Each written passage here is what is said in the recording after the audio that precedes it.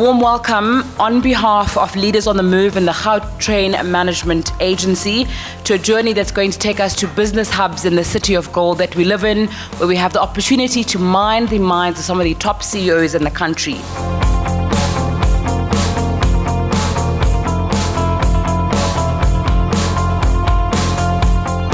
The bottom line is, if we're not authentic and we're not real, whether it's good, the bad, or the ugly, you know what, people will read through it.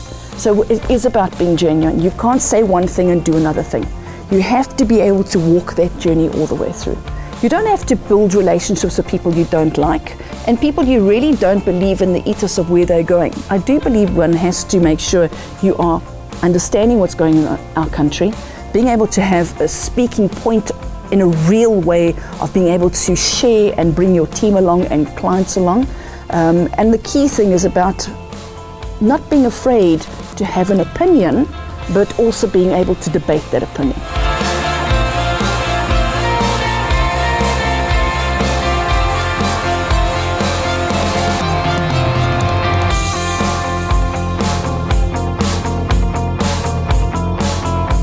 When I talk to people, I'd like to say, if you're a leader in any field, you have to work within the environment. You have to work within the environment that you're living in.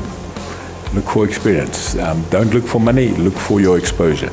Look at what you can learn. I mean, that must be your point in life. Is to say, I'm in this job. Will it make me a better person? South Africa has got magic. It really has magic. It has magic people. It has magic environment. It's a magic country, but it has challenges.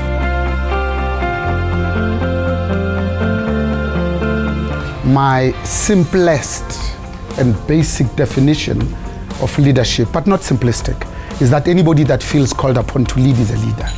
Leadership is different because it's about being genuinely obsessed with the development of others. And it's premised on three things. Number one, of course, some sort of a compelling vision, because it presupposes followership. You must be worthy of being followed. Secondly, it is about courage. I've never seen a timid, fearful, lily-livered leader, because you are taking your people to a place where they've never been to. Lastly, it's about integrity. This is the one that's less sexy. It has to be about wholesomeness. You can't call yourself a leader when you say, but I've never been found guilty of any court of law. Leadership, you subject yourself to a higher standard of principles of morality, of ethical conduct. And sometimes we use the term ethical leadership, which by definition is actually quite tautologous, because leadership cannot be anything else but ethical. I would certainly recommend Leaders on the Move to Future Leaders. It allows existing and new leaders to interact with more established leaders, to give them a very different perspective about what's happening in the workplace, to share from their, experience and leadership, and to allow them to think about our real world problems from a different perspective.